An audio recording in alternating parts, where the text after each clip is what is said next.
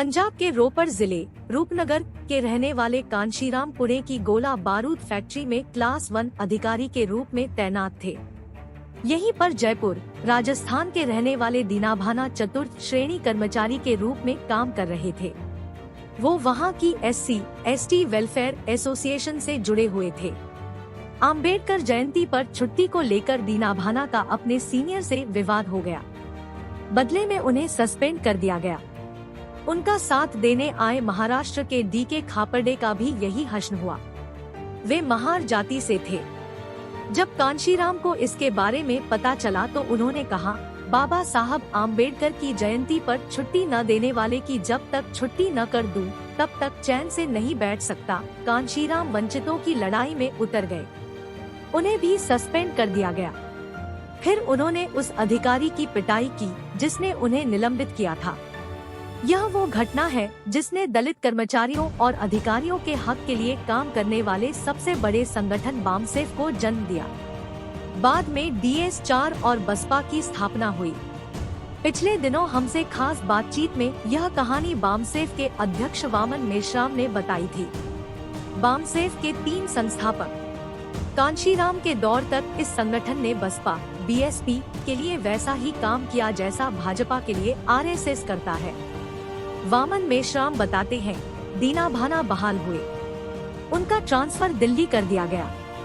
कांशीराम ने सोचा कि जब हमारे जैसे अधिकारियों पर अन्याय होता है तो देश के और दलितों पिछड़ों पर कितना होता होगा। इसलिए उन्होंने नौकरी छोड़ दी और बामसेफ बनाया। इसके 3 संस्थापक थे दीनाभाना, DK खापर्डे और कांशीराम। मेश्राम के मुताबिक कांशीराम तीसरे नंबर पर होकर भी पहले नंबर पर इसलिए आए क्योंकि उन्होंने नौकरी छोड़ दी थी। उनके पास समय ही समय था। वे उस SC/ST वेलफेयर एसोसिएशन के अध्यक्ष बना दिए गए जिससे दीनाभाना जुड़े हुए थे। फिर उन्हें समझ में आया कि केवल SC/ST के लिए काम करने से बात नहीं बनेगी। परिवर्तन के लिए SC/ST, OBC और इनसे कन्वर्टेड अल्पसंख्यकों को भी जोड़ना होगा। बामसेफ की कल्पना में भरा गया रंग। 6 दिसंबर 1973 को ऐसा एक संगठन बनाने की कल्पना की गई। फिर 6 दिसंबर 1978 को राष्ट्रपति भवन के सामने बोट क्लब मैदान पर इसकी औपचारिक स्थापना हुई। कन्वेंशन का नाम था बर्थ ऑफ बामसेफ। बामसेफ के बैनर तले कांशीराम और उनके साथियों ने दलितों पर अत्याचारों का विरोध किया। कांशीराम ने दिल्ली, महाराष्ट्र, मध्य प्रदेश, पंजाब, हरियाणा और उत्तर प्रदेश में दलित कर्मचारियों का मजबूत संगठन बनाया। समझाया कि अगर उन्हें अपना उत्थान करना है तो मनुवादी सामाजिक व्यवस्था को तोड़ना जरूरी है। मेश्राम बताते हैं, कई अधिकारी और कर्मचारी इस संगठन को चलाने के लिए अपनी तनख्वाह का अधिकांश हिस्सा दे देते थे। देश में इस वक्त 31 राज्यों के 542 जिलों में करीब 25 लाख लोग संगठन से जुड़े हुए हैं। इसके 57 अनुषंगिक संगठन हैं, जिसमें कई प्रोफेशन के लोग हैं। राष्ट्रीय मूल निवासी बहुजन कर्मचारी संघ नाम से इसका ट्रेड यूनियन संगठन है जो SC/ST, OBC एवं माइनॉरिटी कर्मचारियों के हितों को सुरक्षित रखने का काम करता है।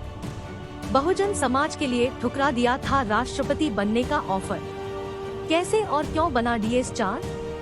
बामसेफ के जरिए कर्मचारियों और अधिकारियों को गोलबंद करने काम जारी था।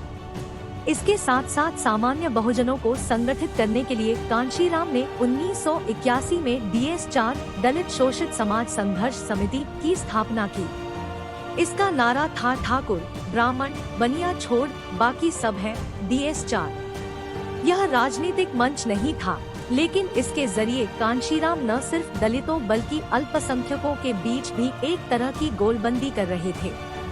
DS4 के तहत ही उन्होंने जनसंपर्क अभियान चलाया, साइकिल मार्च निकाला जिसने 7 राज्यों में लगभग 3000 किलोमीटर की यात्रा की। अगड़ी जाति के खिलाफ नारों के जरिए वे दलितों, पिछड़ों को जोड़ते रहे। कैसे बनाई गई बसपा? कांशीराम यही रुकने वाले नहीं थे। साल 1984 में कांशीराम ने फैसला लिया कि राजनीतिक सत्ता ऐसी चाबी है जिससे सभी ताले खोले जा सकते हैं। बामसेफ के कई संस्थापक सदस्य कांशीराम के चुने इस नए रास्ते से अलग हो गए।